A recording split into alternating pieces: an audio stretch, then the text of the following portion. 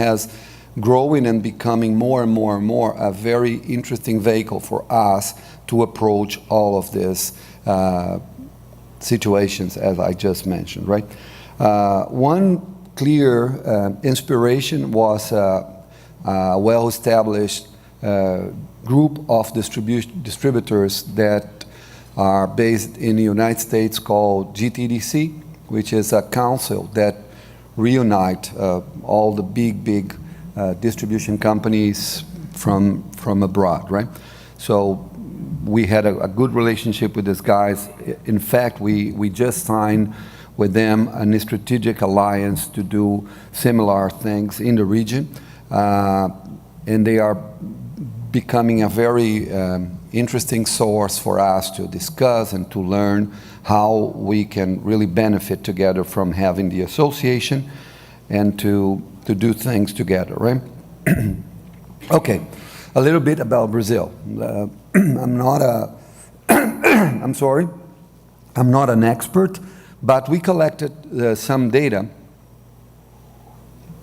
from the Brazilian Institute of Statistics. So as we see here, Brazil is a big country with more than 190 million inhabitants. It's a big country, over 8.5 million of square kilometers.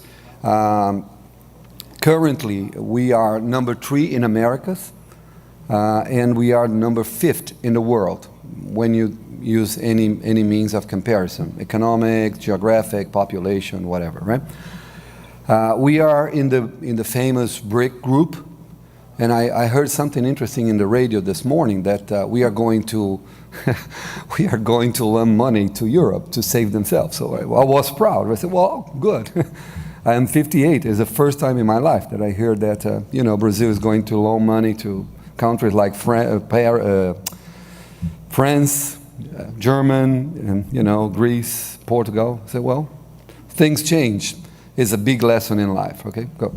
So, well, just a curiosity, because we are so big in terms of geographic extension, we have a lot of interesting, like we have the biggest rainforest in the world, famous Amazon.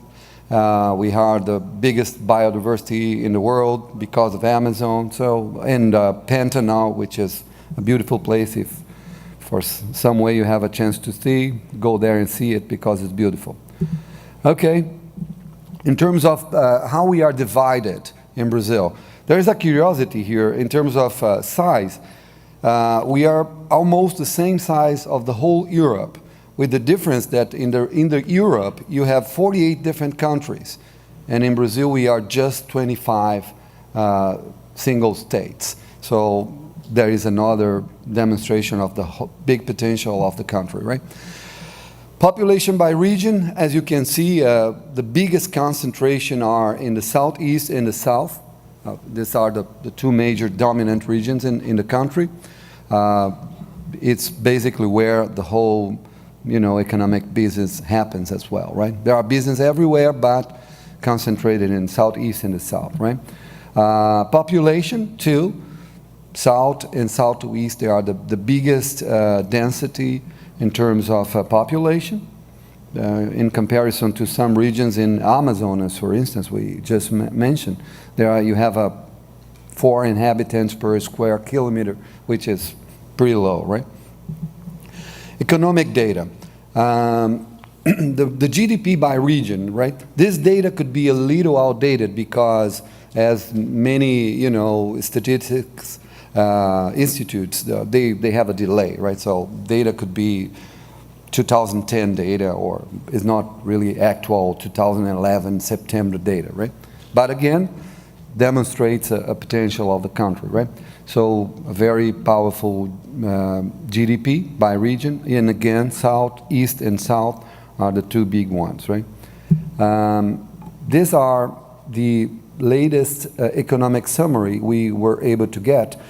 And another important thing, if you become interested, this presentation will be available through Stuart and Ryan and people from DISTREE. You can get it anytime you want, right? So there are interesting data here showing, you know, some macroeconomic information about the country, right?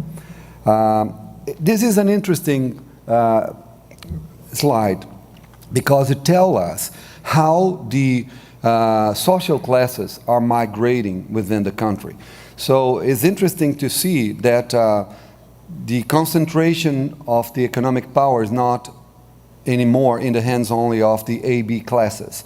The Class C is growing, and there is a very interesting information here is that the decrease in terms of even in negative percentage of the E class show us that there is a really path for the social class to migrate to where the consumption is, right? So they are having more money in their pockets and they are buying more things, right? Okay? This is, again, GDP per capita until 2010, our actual numbers. 2011 is projected numbers. An interesting information here is the private consumption that a country is expecting. So as you can see, there is a very sustainable growth throughout the years. And by the end of this year, we should reach almost $750 billion in private consumption in Brazil, which is a lot of money, you know, being spent throughout the country, right?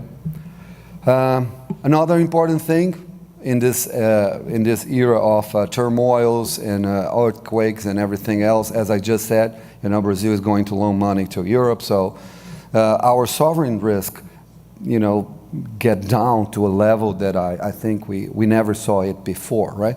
Brazil is a very solid place to invest nowadays, should stay this way. We have all the macro indication, the macro, you know, environment that will allow the country to keep growing for the next years, right? Brazilian market, very quickly, right? Internet penetration is growing visibly. The government has created a lot of incentive programs to allow the growth of especially the broadband consumption in Brazil. So the government, the federal government, I mean, the, you know, president and everyone, they are creating conditions for people to have access to internet for a very, very low cost. It's unavailable data. We can talk about it later if you want to, right? Internet penetration as well, as you see, it's growing. Numbers are up to 2009, unfortunately, because as I just said, you know, statistic data, they're not so current as we like it, but it's growing, right? Mobile phones, there's a very interesting number here. You see Brazil already has more than one mobile per inhabitant. You see 105. We are below Argentina, Chile, but again, 105 mobile phones for 190 million inhabitants is a lot of mobile phones. The actual number you see here, 2010, the mobile phone marketplace sold more than 200 million units in Brazil, right? Which is a lot of mobile phones. I'm still the one that has only one, but I know a lot of people that has 3 or 4, but again, I'm only one guy, okay. A little bit about IT marketplace, right? As you see, these numbers are projections. They were prepared by some investment banks, you know, people that are guru of this kind of information. So you see how we are compared to the rest of the world. I know that our experts here from Context, GfK, people that know it a lot and they dive into this information. But as you can see, hardware is, as we all know, you know, the growth in the hardware is not that appealing, not that motivating, but still there, right, in the range of below 5%. IT service and software in the region is still growing in a very interesting rhythm, right? The good thing is that in Brazil, we are a little different from the rest of the region. Our growth is still on a very fast-paced growth, right? As you can see, 9, 10, and 11, our growth has been very sustainable and very, very solid, right? Some important information in Brazil, right, about the Brazilian marketplace. Until before the 90s, Brazil was a very closed and regulated country. Everything you have to do here has to first be approved by the government. You have to have a special licenses. Importation was a nightmare. The market was very, very controlled, right?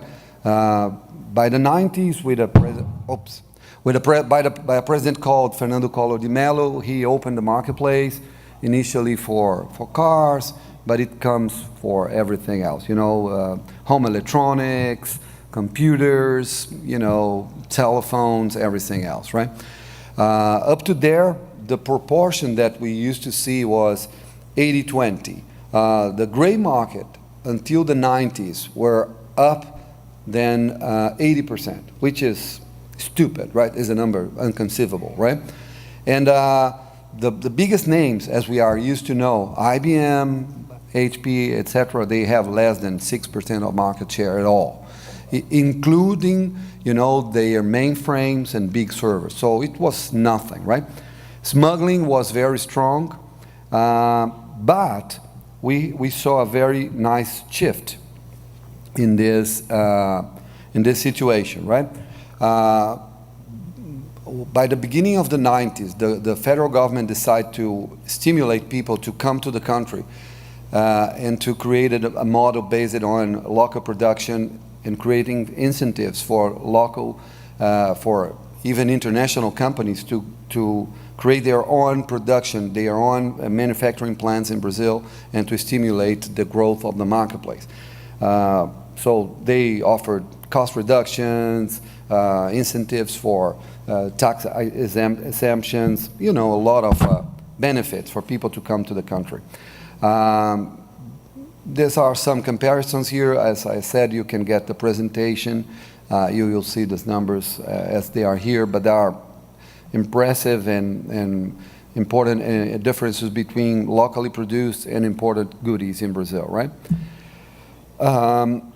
Because of these changes in the government, most of the big CMs, they came to the marketplace. So nowadays, companies like Flextronics, Foxconn, Kempo, Fitronics, Envision, they are all here in the country. They are doing things. I know if you heard, but just recently the government approved a tax exemption for tablets, and Foxconn is expecting to invest, Korean dollars. They said, well, 12 billion Korean dollars, which is, I don't know, 2 billion US market, US dollars, to produce tablets for Apple in Brazil. And the expectation is that this market will be more than huge, will be exploding, right? Good things, there was a very notable reduction in piracy in software. Another important information, Microsoft is a late arrival, but they just signed a contract with Flextronics to produce their Xbox in Brazil. So Xbox will be locally produced. They are expecting to see in a time frame of 3 years from now, over 5 million consoles as regular sales in the marketplace. So all of the things demonstrate how people are committed and how this market is growing, right? Something that is interesting for all of us here, the association, yourselves as vendors and other distributors, is the shape of the computers marketplace in Brazil. As you see, we have a severe drop in 2009 caused by the market, problems in 2008 and throughout the year of 2009. But there was a nice recovery in 2010, and the estimations for this year shows that we should reach about 16 million computers sold by the end of 2011, right? Another important information is that Brazil is already the third biggest computer market in the world. We are just below China, right? Notebooks already represent 51% of the sales. It was 2010 numbers, and the projection for this year indicates that it will be over 55%. So, as everywhere else in the world, following the trends, right?